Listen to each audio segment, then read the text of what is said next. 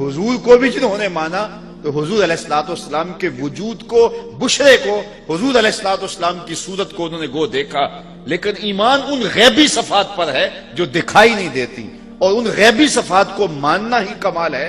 تو آج اگر کوئی رسول اللہ کو مانتا ہے لیکن حضور کے کمالات نہیں مانتا ہے تو پھر کس طرح اس کا ایمان معتبر ہوگا؟ ایمان تو بالغیب ہوتا ہے، تو رسول اللہ کے چہرے کو ماننے کا نام ایمان نہیں ہے، چہرے میں وجہ اللہ کے جلووں کو ماننے کا نام ایمان۔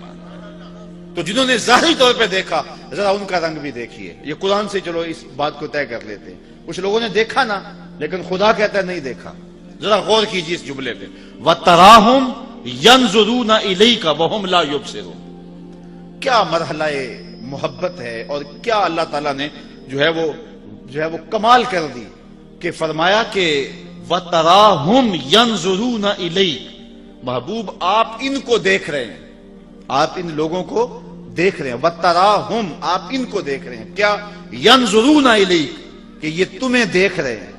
اے محبوب آپ ان کو دیکھ رہے ہو کہ یہ آپ کو دیکھ رہے ہیں، آپ ان کے دیکھنے کو دیکھ رہے ہو۔ وَهُمْ لَا يُبْصِرُونَ، میں خدا ہو کے کہہ رہا ہوں کہ یہ تمہیں دیکھ ہی نہیں رہے۔ ذرا غور تو کیجیے، ایک ہی آیت پہ تین باتیں کہی، وَتَرَاهُمْ يَنْظُرُونَ إِلَيْكَ وَهُمْ لَا يُبْصِرُونَ۔ محبوب آپ دیکھ رہے ہیں کہ یہ تمہیں دیکھ رہے ہیں، میں کہتا ہوں نہیں دیکھ رہے۔ ذرا اس پہ تھوڑی دیر کے لیے رک جائیے کہ یہ دیکھ رہے ہیں اور ان کے دیکھنے کو محبوب آپ دیکھ رہے ہیں، لیکن میں کہتا ہوں خدا ہو کہ نہیں دیکھ رہے۔ اللہ اکبر، وَتَرَاهُمْ يَنْظُرُونَ إِلَيْكَ وَهُمْ لَا يُبْصِرُونَ۔ محبوب یہ دیکھ رہے ہیں، آنکھیں پھاڑ پھاڑ کے دیکھ رہے ہیں، لیکن میں کہتا ہوں نہیں دیکھ رہے، اس لیے کہ جنہوں نے تجھے اپنے جیسا دیکھا دیکھا ہی نہیں ہے۔ کول ہندیاں میں کہیں اپنا نہ جانیا، دل والے آکھیا دلدار آ گئے۔ یار تبھی تو قبر میں سوال ہوتا ہے نا ابو جہل کو، من ربو کا، ما دینو کا، ما کنت تقولو فی ھذا الرجل۔ حضور سامنے ہیں، ابو جہل کو سوال ہوتا ہے کہ حضور کے بارے میں، حضور سامنے ہے، ذرا توجہ فرمائیے گا، حضور سامنے ہے۔ ابو جہل کو سوال ہوتا ہے ان کے بارے میں کیا کہتا ہے، یہ کون ہے؟ ابو جہل کو قبر میں سوال ہو رہا ہے، حضور سامنے ہے، پوچھا جاتا ہے یہ کون ہے، تو ابو جہل کیا کہتا ہے ہاتھ لا ادری، ہائے افسوس میں تو نہیں پہچانتا یہ کون ہے، مجھے تو نہیں پتا یہ کون ہے۔ یار اگر پتا نہیں ہے تو پتھر کس کو مارتا تھا؟ پتا نہیں ہے تو کانٹے کس کی راہوں میں بچھاتا تھا؟ پتا نہیں ہے تو دارالندوہ میں بیٹھ کے قتل کی سازش کس کے خلاف تیار کی ہے، کس کے اوپر اوجریاں ڈلواتا تھا؟ لیکن وہ کہتا ہے ہاتھ لا ادری، ہائے افسوس میں نہیں جانتا۔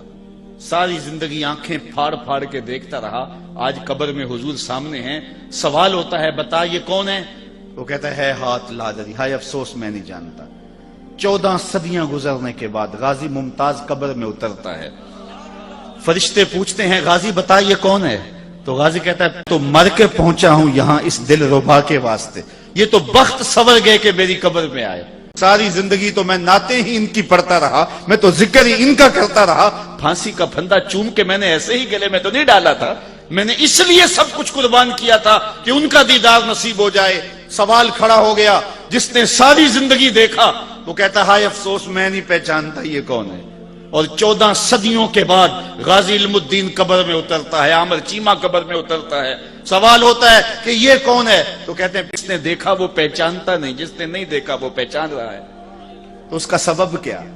تو صاحب و سبب یہ ہے، اقبال کہتا ہے در دل مسلم مقام مصطفیٰ آبروئے ماز نام مصطفیٰ، مومن کے دل میں ڈیرے حضور کے ہوتے ہیں، اور اس کی آنکھوں نے دیکھا تھا، اس کے دل نے نہیں دیکھا تھا۔ ابو جہل کی آنکھوں نے دیکھا تھا اور رب نے نفی کر دی، وَتَرَاهُمْ يَنْظُرُونَ إِلَيْكَ، محبوب یہ آنکھیں پھاڑ پھاڑ کے دیکھ رہے ہیں اور آپ ان کے دیکھنے کو دیکھ رہے ہو، وَهُمْ لَا يُبْصِرُونَ، میں خدا ہو کے کہہ رہا ہوں یہ نہیں دیکھ رہے، اس لیے کہ انہوں نے دیکھا ہی نہیں۔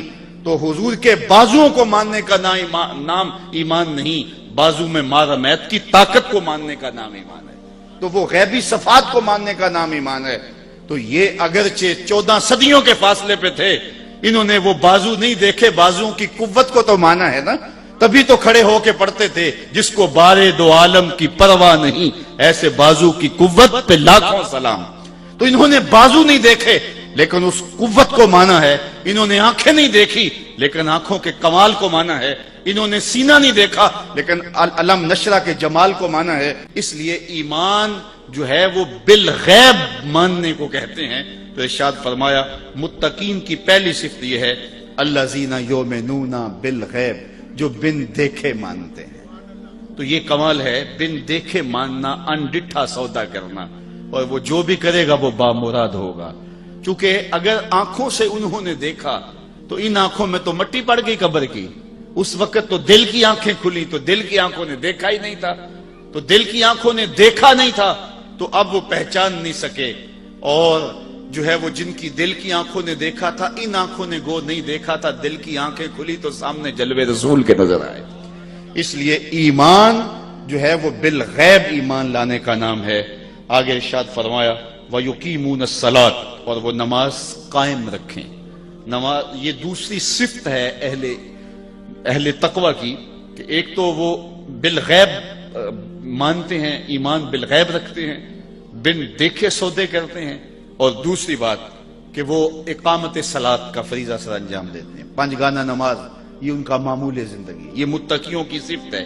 پہلی صفت کا تعلق اعتقادات سے ہے، اب دوسری صفت کا تعلق جو ہے وہ عبادات سے ہے، اور عبادت بدنیہ سے ہے، کہ وہ 5 گانا نماز شعار زندگی رکھتے ہیں. اقامت صلاۃ کا مفہوم اچھی طرح سمجھتے ہیں، اور ان کی پیشانیاں رب کے حضور جھکتی ہیں. کتنے خوش نصیب لوگ ہوتے ہیں جنہیں رب کے حضور سجدہ میسر ہوتا ہے، اور کتنا بدبخت شخص ہوتا ہے جسے رب کے حضور سجدے کی توفیق نہیں ملتی.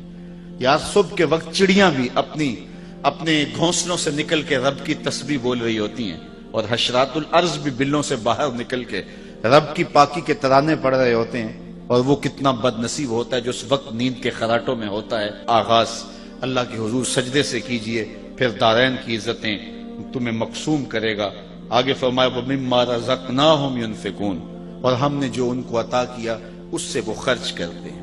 یہ عبادت مالی ہے، یعنی پہلے عبادت بدنیہ کا ذکر تھا صلاۃ سے، اب عبادت مالیہ کا ذکر کیا کہ وہ اپنے مال کو راہ خدا کے اندر خرچ کرتے ہیں. جو بھی ہم نے انہیں دیا اس سے خرچ کرتے ہیں. ویسے علماء تفسیر نے لکھا ہے کہ یہاں سے صرف مال ہی مراد نہیں ہے، بلکہ کسی کو علم دیا تو علم خرچ کرتا ہے راہ خدا میں، کسی کو صلاحیت سے نوازا گیا تو صلاحیت کو خرچ کرتا ہے راہ خدا میں، اس کو جو بخشا گیا، اصل رسوخ دیا گیا ہے، اس کو جو ہے وہ صلاحیت دی گئی ہے، اس کو علم کا نور دیا گیا ہے، اس کو جو بھی دیا گیا ہے اس کو راہ خدا میں خرچ کرتا ہے. لیکن عمومی طور پہ یہاں سے مال مراد لیا گیا ہے کہ اللہ نے اس کو جو دیا ہے اس سے وہ خرچ کرتا ہے، یعنی اللہ کے دیے سے خرچ کرتا ہے. یہ اس کا رنگ ہے، یہ اس کی کرم نوازیاں ہیں کہ وہ خود دے کے کہتا ہے میری راہ میں خرچ کرو، بلکہ وہ خود دے کے کہتا ہے کون ہے جو مجھ کو قرض حسنہ دے.